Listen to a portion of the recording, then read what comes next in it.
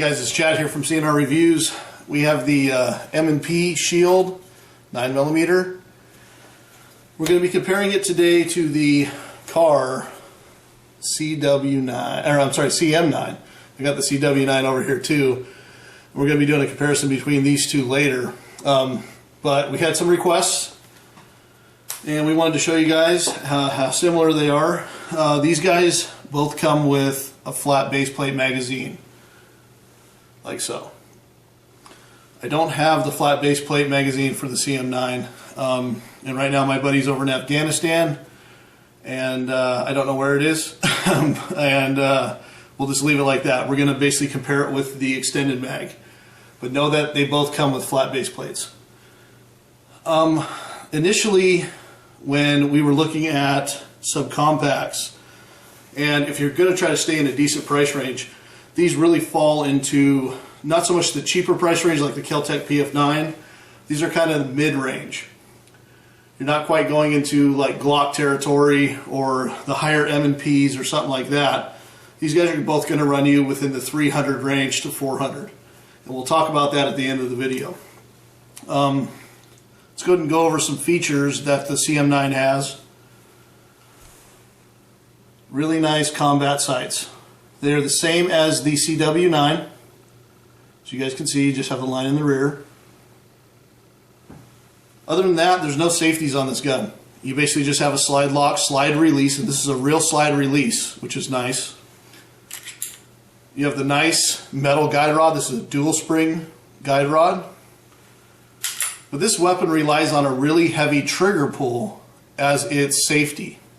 And what that means is that you have a long take up and a nice crisp clean break. Now I believe that Kahr has one of the best triggers out there. To me, I like it because it's so smooth. Let's show you that again. You have a take up, it's a heavy take up, and then a nice clean break. So that is the safety. Now if you have this gun cocked and locked, ready to go, you want to make sure that you get a holster that's designed for this weapon, that's designed to stay away from that trigger.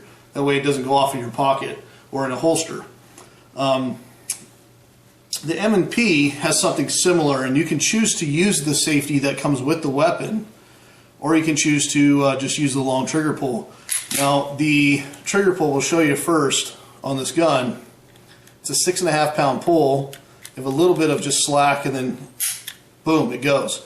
There's very little take up. We'll do that again. There you go. You have really nice full-size combat sights. According to the manual, the rear sight is not adjustable. They want you to go ahead and push the front sight instead. It has a bullet indicator here. Other than that, you have a safety on this gun. And let's talk about the safety. Because of that trigger and how easy it is to pull it, some people are going to want to run with the safety. It's going to be very much like a single action 1911.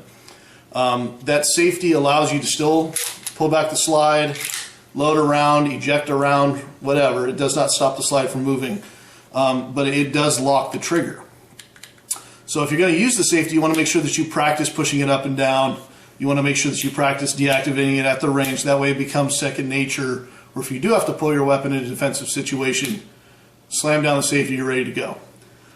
Let's go ahead and do some size comparisons. And like I said, they both come with flat base plate mags, but my buddy Jerry has been running an extended base plate mag, which is something that I actually prefer on the majority of my subcompacts as well, because it gives you a little bit extra control. Some people don't like them, whatever. It's your personal preference. Let's go ahead and let's first show you the width of the slides. Now the CM9 is going to have a protrusion here because of that slide lock, slide release. As you can see, it sticks out from the gun just a little bit. But let's go ahead and look at width. And width is almost identical on these.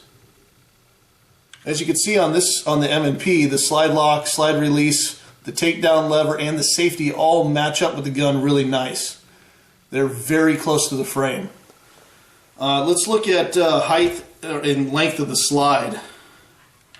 Do that real quick. Let's meet them up.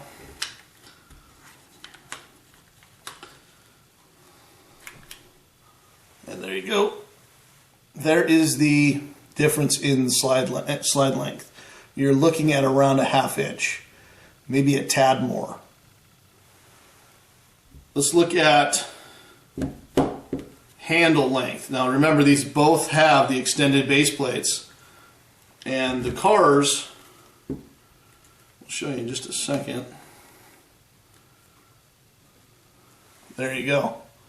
The Kahr is almost identical to the M&P with the extended base plate on there. So you're looking at almost the same height here. The basic benefit of the Kahr is going to be the smaller slide. So you just have that smaller length in the slide.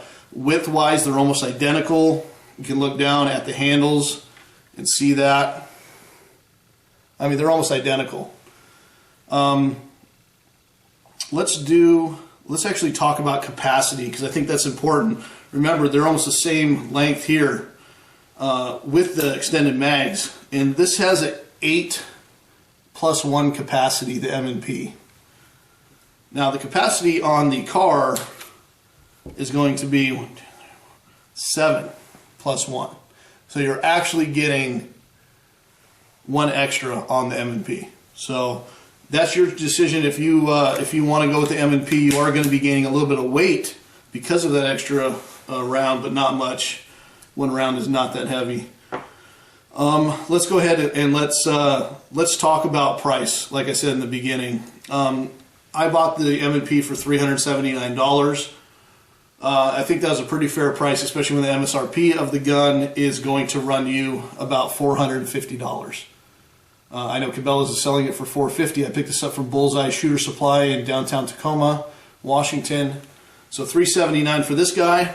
I have seen the CM9 go for as much as $440. And down at Bullseye, they have the CM9 for $389. So there's about a $10 difference. I'm sure you could probably find it in some other places. Somebody might even have it for $379.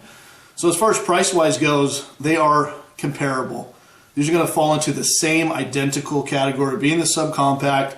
They're going to be in the same price range. You could see the size. They're almost identical except for the length of the slides.